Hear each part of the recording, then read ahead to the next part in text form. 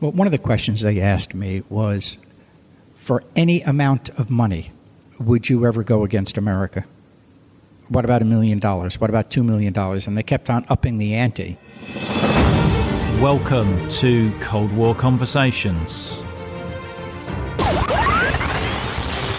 My fellow Americans, I'm coming before you tonight about the Korean airline massacre, the attack by the Soviet Union against 269 innocent men, women, and children aboard an unarmed Korean passenger plane.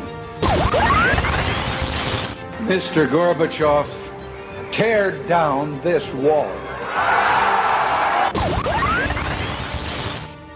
So, an extraordinary night of euphoria in Berlin within hours of East Germany's decision to let its people go by opening the border to the west. The city erupted in a frenzy of celebration. Astonishing news from East Germany, where the East German authorities have said, in essence, that the Berlin Wall doesn't mean anything anymore. But tonight, there were no filters, no checks. At midnight, the border was thrown open and the crowd surged through the open gates. Jay Lieberman talks about his early childhood memories of the Cold War, as well as his long career in the US Navy. He tells a fascinating story of how he obtained high security clearance in the US Navy and served at a number of classified command facilities, including the 2nd Pentagon and the Fleet Ocean Surveillance Information Facility at Rota in Spain. Now, I know I keep saying if this was a magazine, you wouldn't mind paying a few quid or dollars a week. Well, it's true. I'm just asking you for the bargain price of $3 a month. And you'll also get that sought-after Cold War Conversations coaster too. Just go to coldwarconversations.com/donate. If you listen via Apple Podcasts, then do leave us a written review. It really helps us get new guests on the show and raises our profile. Now, this conversation was recorded as part of the Imperial War Museum North Voices of the Wall event commemorating 30 years since the fall of the wall. We welcome Jay Lieberman to our Cold War conversation. Jay, I understand you had an earlier experience of the Cold War in your childhood. Yes. When I was in elementary school or primary school, as you know it here, we had air raid drills constantly. I was schooled in New York, so it was quite a bit of ways from Florida, but the Cuban Missile Crisis was on. And frequently we had air raid drills where I had to hide under my desk or actually go find the air raid shelter. And I was 9, 10, 11 years old at the time. And that's when it really came to light that this is not a game. This is real. And thankfully it turned out the way it did. Yeah. And were those drills taken very seriously then in those days? Oh, absolutely. Because we did not know the full capabilities of Cuba at the time. And we didn't know the range of their missiles. So it wasn't anything that we took lightly. We had to take it seriously because we just didn't know. Because I've seen films of those drills where the siren goes off and the street's empty. Was that really what it was like? The whole city would shut down? Yeah, exactly. Most of the time when I had those drills, I was in school. But when the air raid shelters went, when the sirens went, everybody did evacuate. It was like a ghost town. It's just unbelievable. And you can still go back to America and in some cases still see the poles with the horns on the top of the sirens. And the sound of the sirens the range was so great, but they had them frequently so everybody could hear them and there wasn't any misunderstanding of what those were about. The other issue is in some of my schools locally, they had, just outside the grounds, they had, missile batteries set up, called them Nike missile batteries in protection of the area from any incoming missiles from the Cold War. Right. So this was an early anti-ballistic missile system. Yes, yeah, absolutely. I've heard about these sites around Los Angeles. And in fact, I've seen there are some posts there with the sirens still on. Yes. In central Los Angeles as well. That's right. And we just didn't know at the time what was going to happen.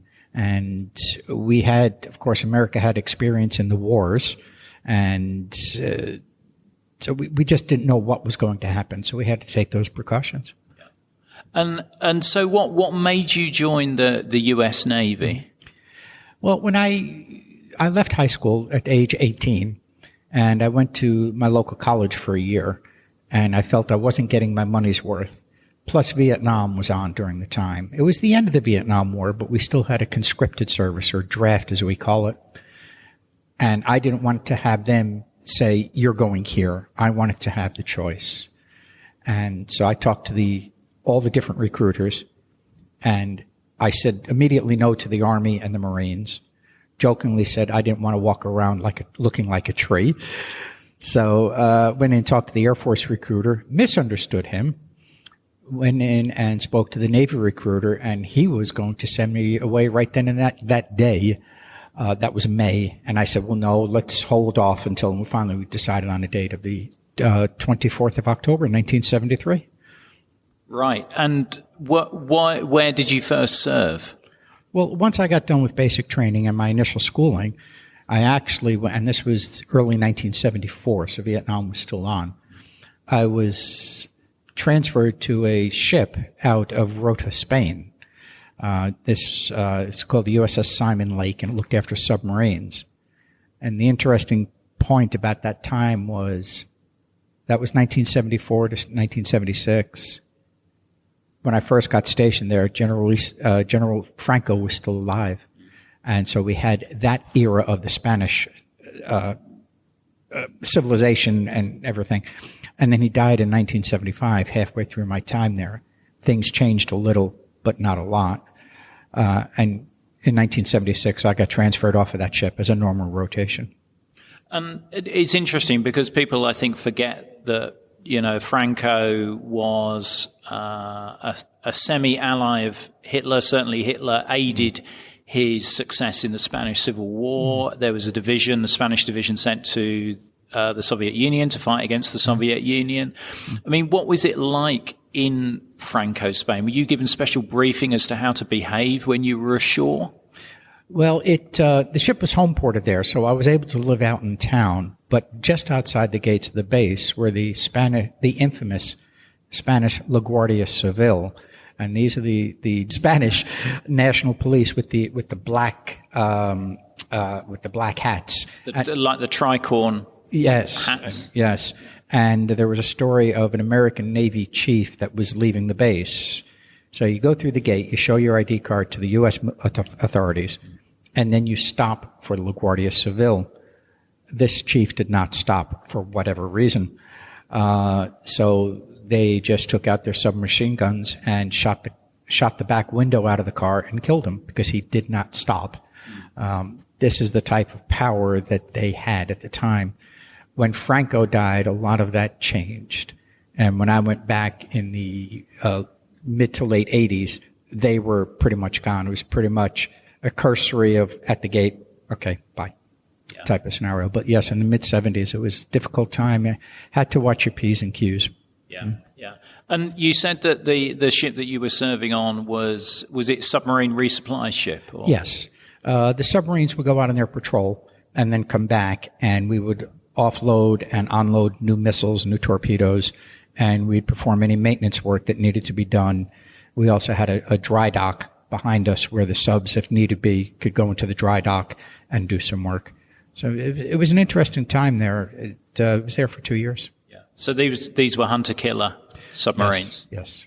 Well, these were some hunter-killers, and then some of them were long-range ballistics. They had at least a dozen to 24 missile tubes on them. Okay, so these were there were some Polaris. Yes, exactly. Submarines there. Okay. Yes. Okay, I don't pretend to know all my submarines, yes, but I knew that one. Yeah. Mainly because the Brits had them as well. They were all nuclear submarines, so we had the nuclear issue, and because of that, I had to have somewhat of a security clearance, and of course, whatever maintenance needed to be done. We certainly did not want our enemies to know that this particular submarine needed this, or how many missiles it needed, or anything else. So there was that bit of secrecy involved, because you never want to give away your capabilities or your lack of capabilities to the other guy.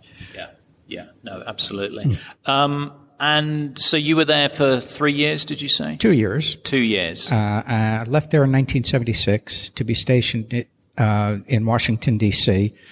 During the 200th birthday party of our liberation from the Queen. And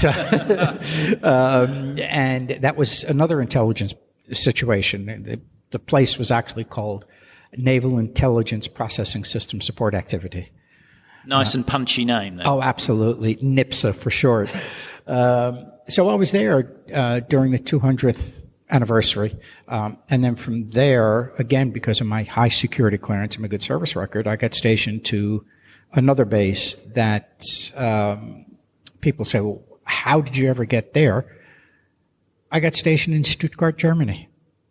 As far away as you can get from the sea as exactly. Possible, really, Exactly. in Europe.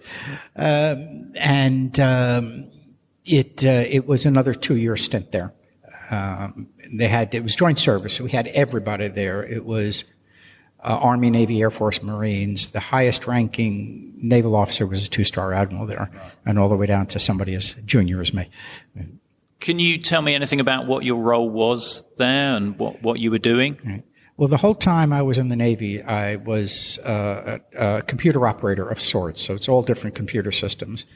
This particular computer system was one of the very first ones in the world to be able to communicate to somebody on the other side of the world. So in computer parlance back then, we would take a paper tape and run it through the machine, and that would open up the communication channels between us and the same type of installation on the other side of the world. So we were in constant contact with. There were about a half a dozen of these sites throughout the world at the time, including the primary Pentagon, as we know it, the secondary Pentagon, which we can go on to later, and some of the other sites. So it was keeping all of the U.S. forces throughout the world in contact with one another without going over without sending messages, and of course, without sending letters or anything else like that. So it was instant communication. Right, and this was via radio transmission, or? It was via the predecessors to the Internet. So it was all secure, highly classified data that was going back and forth. Yeah. Oh, okay. Fascinating. Yeah. Fascinating stuff. It must have been an interesting project to work on. Oh, absolutely. Because it was the up-and-coming thing in computers. And this was when computers were big, power-hungry machines and cabinets that you needed huge air conditioning systems to keep the computer room cold. In Fahrenheit, it was about 65 degrees in there. Yeah. And we had to work in there 8 to 12 hours, depending upon your shift. And it was just processing the data and keeping up where all of our other resources were and how available those resources were to the U.S. military should they need to shift them in time of crisis. So it was tracking readiness status and all of that information that would have been really useful to an enemy in order to work out when to attack. Exactly. Okay. And how long were you serving in Stuttgart for? I was in Stuttgart for 2 years. In the U.S. Navy, when you go to a shore command, if you're single, you go there for 2 years. If you're married, you go there for 3 years, just to make it cost worthy. When I went there, I was single. Halfway through, I got married, but I got my wife command sponsored, which means the Navy paid for her from that point forward. So I was lucky enough to only be there for 2 years, and then I transferred out.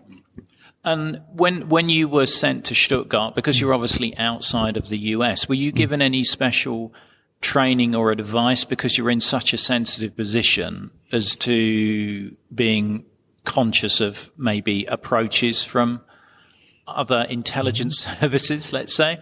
Well, the security briefings started when I was actually in Washington, the command previous. And a bit of an anecdote here. When an American eats, we move our fork back and forth between our two hands. The Europeans don't. And there's a story of during World War II, there was an American that was so in depth in the German environment, you speaking to him and looking at him And his mannerisms were so German, you couldn't tell that he was not German until you watched him eat. He switched his fork around, and that's how he got caught. Right. So these are some of the stories that we get talked about.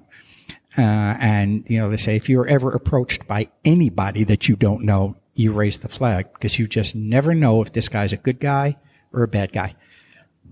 And I guess prior to you meeting your wife, being single as well potentially made you more vulnerable to approaches, or were you advised just not to fraternize with the local population? Well, no, my wife was American, but they look at your financial condition. So if you're constantly in debt, that's an easy target.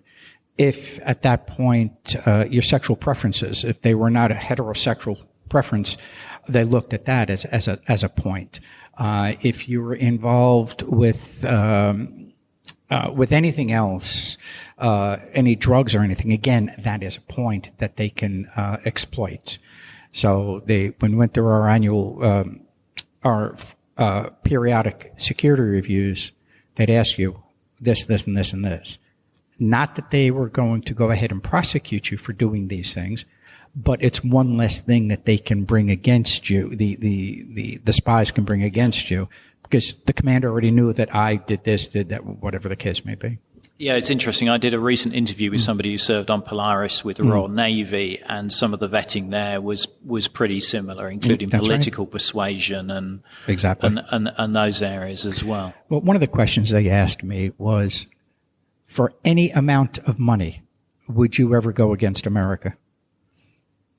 What about $1 million? What about $2 million? And they kept on upping the ante, and they just needed to know, am I at any point willing to give up my loyalty to America? And so that's the briefings we had all the time. And it didn't stop in Germany. It continued on throughout my whole career in the military, because my very, very last command was an intelligence type command. So they wanted to make sure that I was worthy of it. Was that with lie detector attached as well, or not? No, it was no lie detectors, but it was all written statements. And then they would type up the statement, and then I have to sign the statement initial and say yes, and then sign what you know as the Official Secrets Act. Wow. Fascinating, Jay. Fascinating. And so what was next after Stuttgart? From Stuttgart, it was one of our big super carriers out of the west coast of California, out of San Diego. It's called the USS Ranger. And there I worked with the airplanes that went out and searched for submarines. And again, I needed a security clearance because of the capabilities of these airplanes and how they analyzed their data to determine, was it a submarine, was it an aircraft carrier, whatever. And I was on there for 3 years.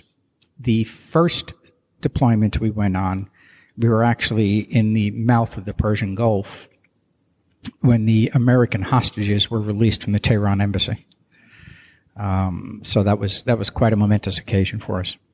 So did you receive, were they flown by civilian airliner out, or were they, so they weren't received on the aircraft carrier, were they? No, they weren't. But our planes were there, keeping a constant eye on all the air traffic in the area, and escorted. Once the hostages were transferred from the Tehran embassy to a neutral embassy, and then from there to the American embassy, of course, they were escorted out, and our planes, along with the other carriers that were there, were part of that mission. Yeah.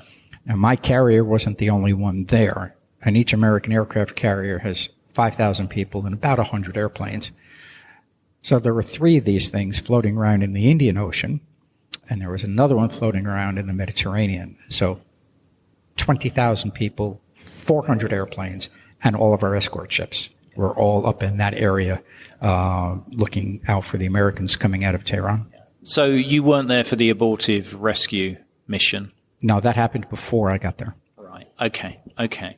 And so as far as the surveillance, I mean, I've spoken to some Royal Canadian Air Force crew who were involved in the patrols out over the Atlantic.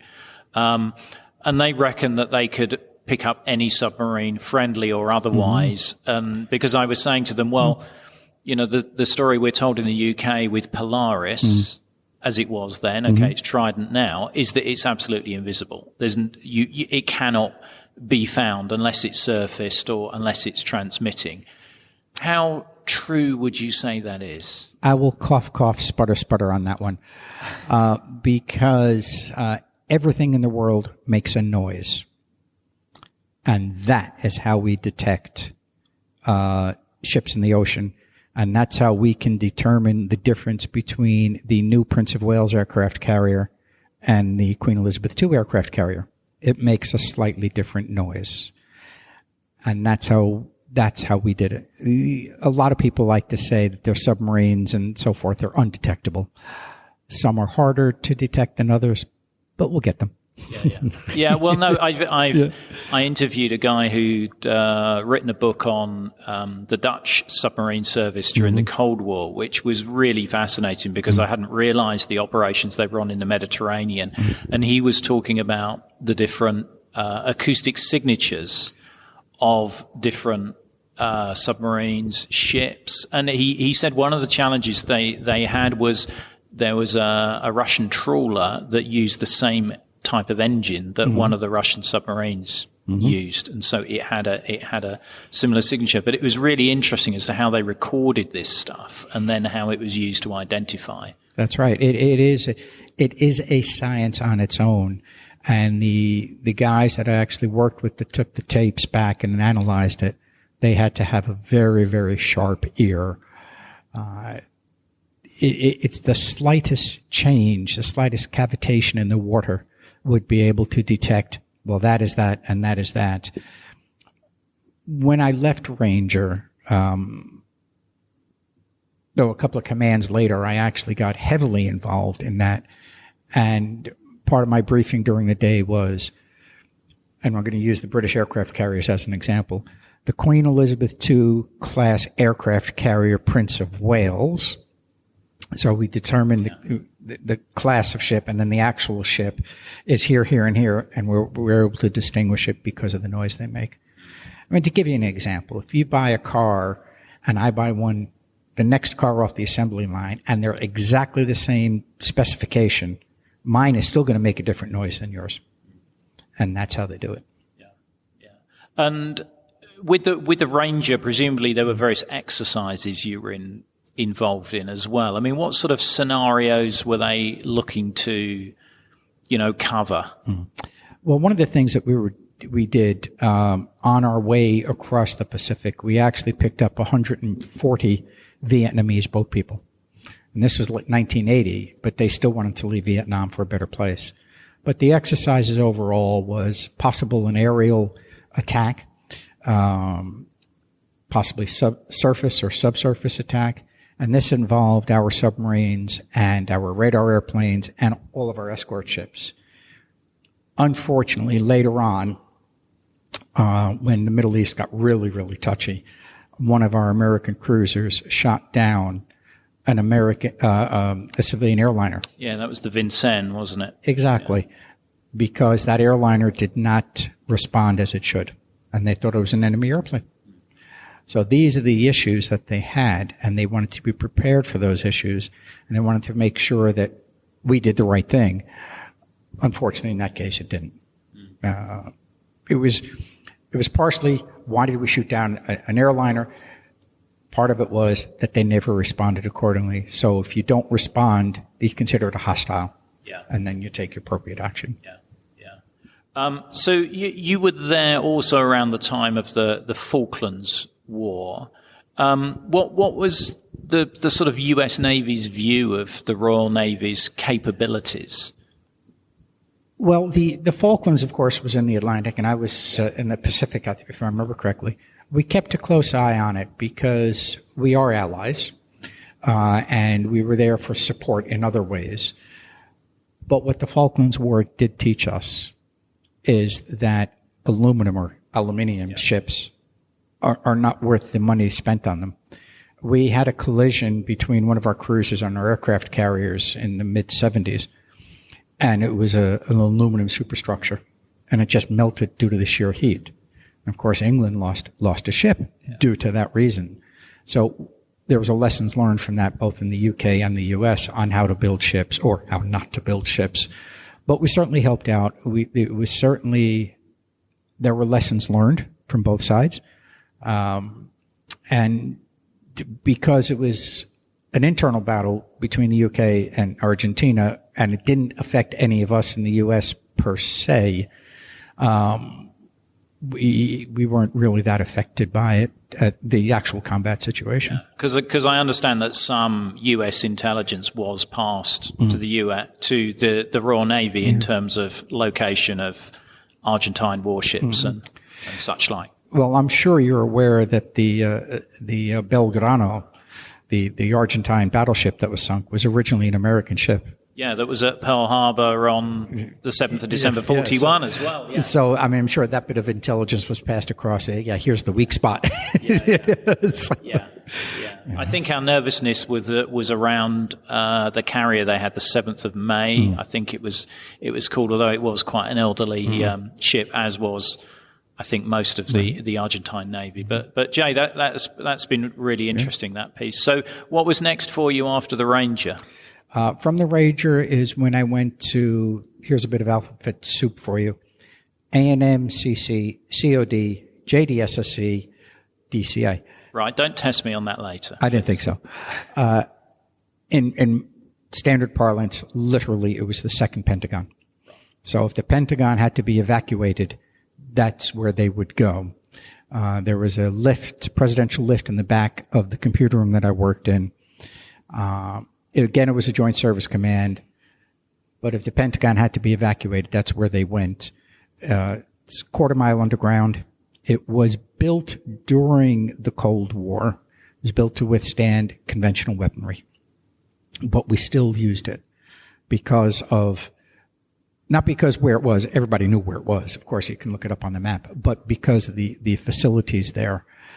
And we were in very, very close contact with the Pentagon. So when their computer systems were down, ours couldn't be. And we transferred data back and forth frequently. And literally, like I said, it was the second Pentagon. While we were in there, I was actually working that day. One of the other ladies that I worked with came in a very high-pitched, shrilly voice. And I'm not going to repeat it, but she kept on saying, "Oh my God, oh my God." And I said, "What's the matter, Pam?" And she said, "The Challenger space shuttle just blew up." And we all thought it was a joke because there was no TVs in there. Unfortunately, it was real. But there was no TVs in our computer room. They were so deep underground that we couldn't put anything in there. We had that one TV, and that was with an aerial running up to the top of the mountain. So we played a lot of jokes with people, but it was a very serious place where it was. So is this Cheyenne? This isn't Cheyenne Mountain. This is somewhere else. This is in the Maryland-Pennsylvania borderline. It's about 2 mountains over from the presidential retreat called Camp David. Very, very beautiful countryside. Better than the Lake District. Sorry. God, it's fighting talk, Jay. Yeah, I know. From there, I went back to Spain, the same place where I was on the first ship, and that was the. Can I just go back to, so the second Pentagon was effectively a backup data center, or was it also offices and the ability to operate as another Pentagon as well? Oh, absolutely. The command center was literally above the computer room. We had a cafeteria in there. We had medical and dental facilities. And we had a store of military rations there that lasted, I think they were able to feed about 300 people for 3 months. All underground waiting to be used. Yeah. It was huge. And presumably you were plugged into the NORAD network as well, so you were seeing what they were seeing as well. Did you experience any of the false alarms that occurred? What was plugged into NORAD was upstairs in the command center. So when they had these exercises and these drills and these real-life scenarios, I didn't see them because I was down in the computer room below them, but it was certainly on a heightened state of alert in that, don't do anything wrong. Don't do anything unexpected. You're there, make sure the computer is up and running the whole time. because this computer was one of the same ones that was tied into the network that I talked about previously in Germany. It was a computer system called Worldwide Military Command and Control System. So it was all tied in together, everybody talking to themselves. Yeah. Yeah, and so this was the forerunner of the internet. Exactly. Because it was designed to survive damage to any of its nodes and still be able to communicate with all the areas. Exactly.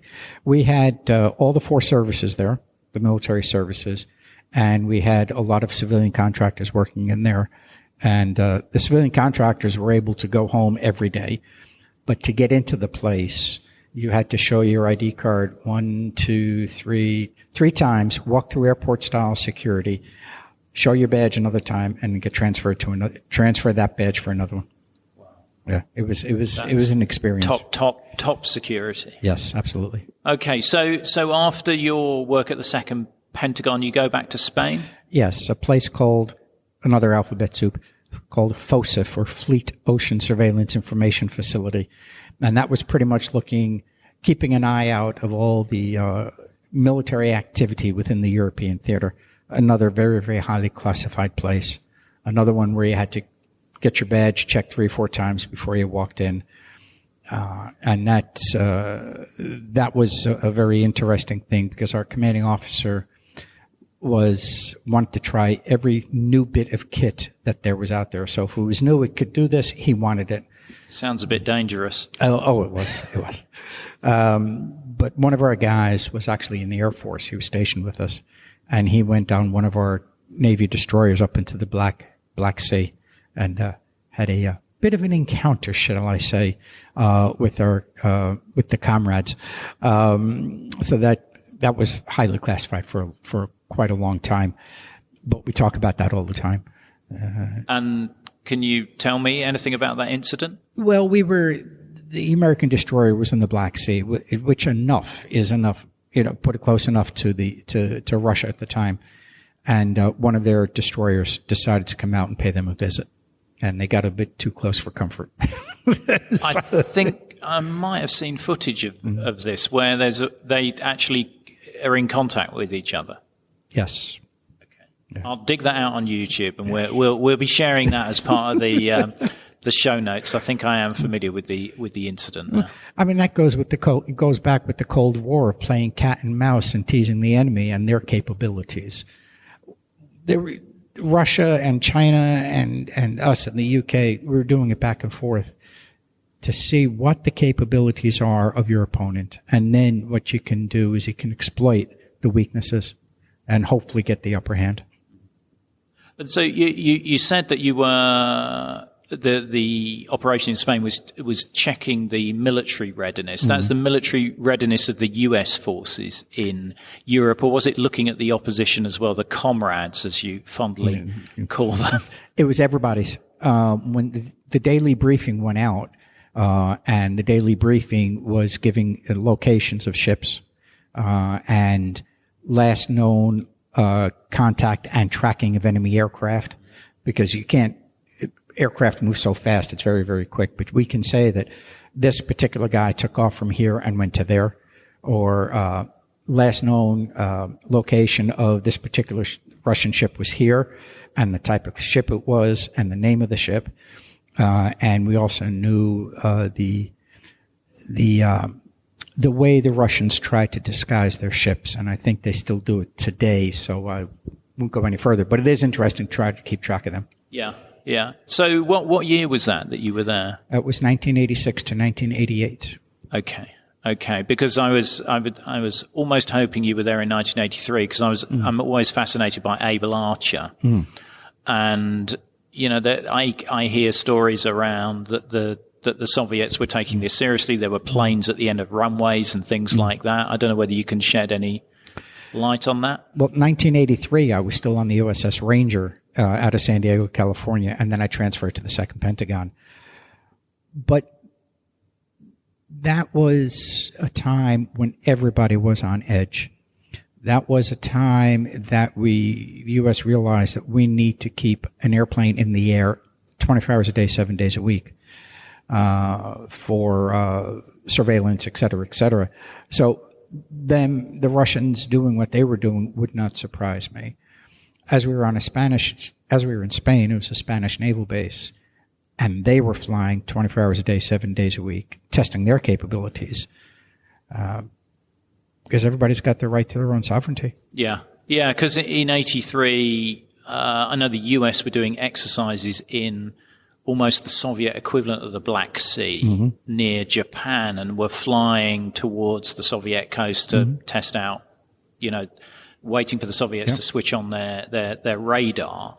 And the Soviets were doing similar things to us. But obviously then there was the KAL 007 That's right. shoot down, where the Soviets say they thought it was a US surveillance aircraft. That's right. I mean, what's your view? Do you think that is just it was just a screw up at the end of it? Or were the US were flying flights like that close to the Soviet Union? And well, there was one time one of our military surveillance planes that had to make an emergency landing someplace. And there was a big hoopla. Oh, was it planned? Are they spying on us? And this. I'm sure surveillance flights went back and forth between all the countries. Again, it's to test the capabilities. If you send a military airplane out, people are going to know that's a military airplane and what they're doing. That's covert. That's overt. But if you do use a civilian airliner, that's covert, and that's how you get your information. It might have been just a trigger happy guy at the end of the radar system that didn't wait for a response back from the KAL, or maybe KAL didn't respond as they should have, and they were getting close to airspace. The airspace and sea borders are always touchy subjects, especially in that neck of the world. A lot of people believe in the 12-mile limit, but a lot of people also only believe in the 3-mile limit. And you see that right now in the South China Sea. That's really interesting. Again, I overuse the word interesting in this podcast, but I never fail to be fascinated by the stories from some of my guests. So you're working in that completely unpronounceable acronym in Spain until 88? That is correct. I stayed in Spain, but went to another place that flew the antiquated EA-3B Sky Warrior surveillance planes. They went, again, this was during the end of the Cold War, but they were up there flying, doing their things. They had two different types of airplanes, but they went all over the place. None of the planes are flying anymore. They're just too old. They've taken them out. In fact, the squadron has been decommissioned. Again, at very, very high security clearance. So I was there for 2 years. During that time, I got married to my current wife, and my little daughter was born in Spain. Okay. Does she claim Spanish citizenship, or does it not work that way in Spain? Well, she probably could have, but she's got an American and British passport, and she chose to go that route. That's probably enough nationalities to deal with there. So, when the Berlin Wall falls, what do you see from your position in terms of, you're looking at the readiness of Soviet and Warsaw Pact forces? What are you seeing at that point? Well, the operations tempo, I would have thought, had been reduced because the world opened up, for lack of a better term. But speaking with my colleagues, it actually increased, because now we get to see the capabilities of the other side in the open. And now you might have the great influx of espionage created because of all the people coming from back and forth. So the operations tempo actually increased quite a bit during that time. It spiked, I think it would be the proper term. I was in Spain at the time, so I remember seeing it on the TV. But yeah, these guys said, the ops tempo increased quite a bit. Because, obviously, I spoke to an RAF pilot who saw the MiG-29 come to his airbase in Scotland for an air show. So NATO was getting a real up-close look at this tech. In your view, were some of the fears overly emphasized about the capabilities of Warsaw Pact forces? I don't know if we overemphasized them, but the technology at that point, the Russian technology, was behind the American technology and the British technology. So when these air shows came about, of course, we got a glint of what they had in store and their capabilities. But if you also take a look at the Russian philosophy, the Soviet Union philosophy of their Navy was, we're going to stay in port and we're going to be ready to deploy at a moment's notice. The U.S. philosophy is, we're going to deploy and be there then and there. And yes, it's a bit more wear and tear on the ships, but we're already forward deployed. The Russians weren't that way. They believed, well, when something happens, we'll send somebody. And their state of readiness wasn't the greatest, because if you don't use something, when you need to use it, it doesn't work. So we were constantly on the lookout, constantly deployed, and constantly looking at what was going on. And when the Berlin Wall fell, we did see, all of a sudden, we saw some other ships started leaving and going out and exploring.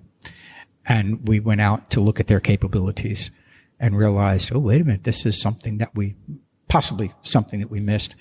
And if you take a look at some of the Russian fighter planes, they look a lot like the Western fighter planes because of reverse technology. And these air shows certainly helped them out, as it helped us out. So we knew their capabilities. Were you using some of the information from units like the US Military Liaison Unit in East Germany and BRIC-Smiths in some of these assessments?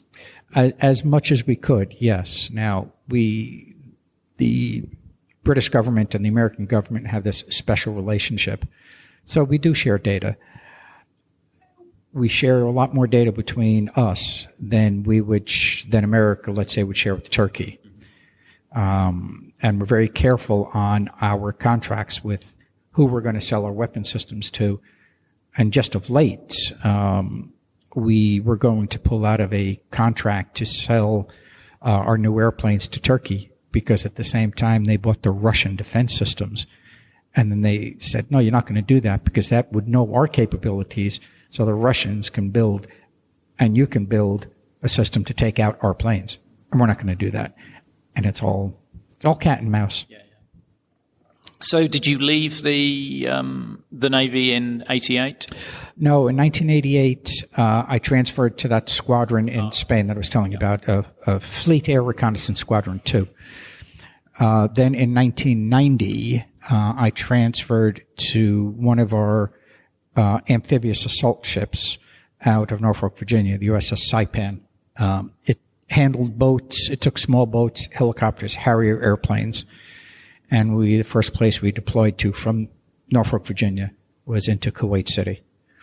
And we were the first ship to pull into Kuwait City after the first Gulf War hostilities stopped. So we were there for that, and we floated around that area for quite some time. The next time we went on deployment, we went up into the Adriatic. And this was when Kosovo and Bosnia-Herzegovina were kicking off. And our ship was involved with the rescuing of a downed American U.S. pilot. And the Harriers on board that. So I was on there from 90 to 93 out of Norfolk, Virginia. So did you say you were involved in a rescue of a downed U.S. Me personally, no, but the ship was. Yeah.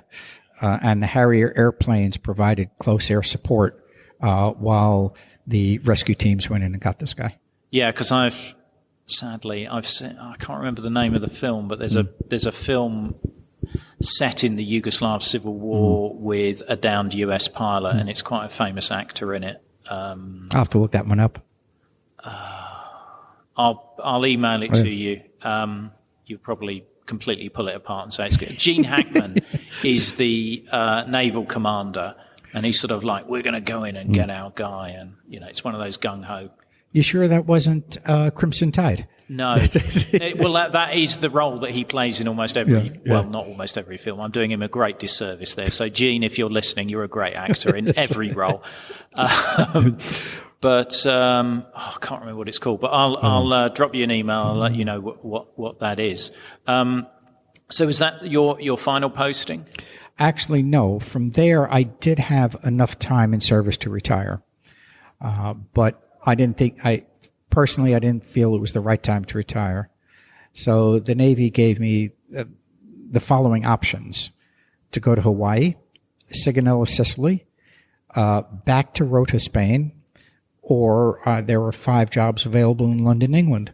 So I said, I think I'll go to London, being my wife British, and never been stationed there. And my in-laws were here in Manchester. So I accepted those orders and arrived here December of 93. Mid-1995, I got my final promotion. And then in January 1998 is when I retired. I had enough.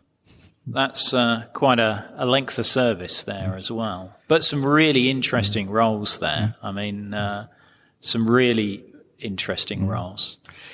The place in London was called Commander-in-Chief, U.S. Naval Forces Europe. And the building was Eisenhower's headquarters during World War II. I think I know the square it's on because there's a plaque outside exactly. there. Well, it's now luxury apartments, but it was the lease. I think was £99 a year, so it was really ridiculous. But it was because of the economics of the place. It was getting too expensive to keep us there. The rent was cheap, but it was the support and everything else. So eventually they closed down and moved everybody to, I think it was Naples, Italy. And that whole building and the whole support network has since been shut down. Yeah. And that was it. So if you look back at your Cold War career, Jay, what would you say is your most fondest memory? Wow. That's I think it was going to places that I'd never been to before, and also learning about the capabilities of the U.S. forces and learning some of the capabilities of our allies because of the roles that I was in. I was able to do that. And I wouldn't have gone to a lot of these places if it wasn't for the military. And don't worry, this is my last question, this one, Jay. But looking back again, I mean, what would you say was the most surprising thing that you experienced in your career that you thought, wow, I never knew that, or that was really unexpected? Well, of course, not knowing about the alternate Pentagon, didn't know that was there, that even existed. And the other thing that amazed me was actually the logistics on how we kept our ships supplied. There is no Tesco's, there is no Sainsbury's or anybody else like that in the middle of the ocean. So how do you get your spare parts out there? How do you get your food out there? And how we can survive out there. The longest we were out to sea without hitting port was 2 months. And you don't have 2 months worth of food out there. So you had the exercise of getting everything out there and how we did it and how we did it professionally and how we as the United States and you as the United Kingdom do it the same way we do, how well we do it as compared to some of the other countries that don't have the same capabilities. Yeah, it was really good. I mean, the most favorite place was Spain. I was there for a total of 6 years. Absolutely loved it. And I think you're right. I think logistics is a lot of people see it as a boring subject, but without that, there's no way an army can fight. That's right. I mean, it's absolute backbone, stomach, whatever. And I mean, it's incredible to be able to sustain a mission on a ship for 2 months. Well, if you look at World War II, what were the RAF's targets in Germany?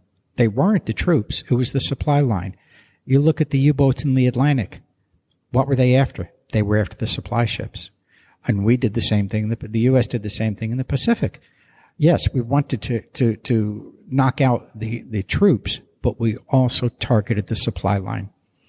And once you do that, you're pretty much going to starve people out of their stores and their supplies. You look at the Middle East, Masada, back in biblical times, they just blocked the supply lines. And this is what brings the forces down. It's not the manpower. It's the lack of food supplies or whatever. Absolutely. Jay, it's been an absolute pleasure to talk to you. Thank you so much for sharing your story on Cold War Conversations. Absolute pleasure. Anytime. If you'd like to learn more about the subjects covered in this episode, do visit our show notes, which will show as a link in your podcast app, or visit coldwarconversations.com. If you like what you're listening to, you can really help us by leaving reviews in Apple Podcasts, our Facebook page, or with your favourite podcast app.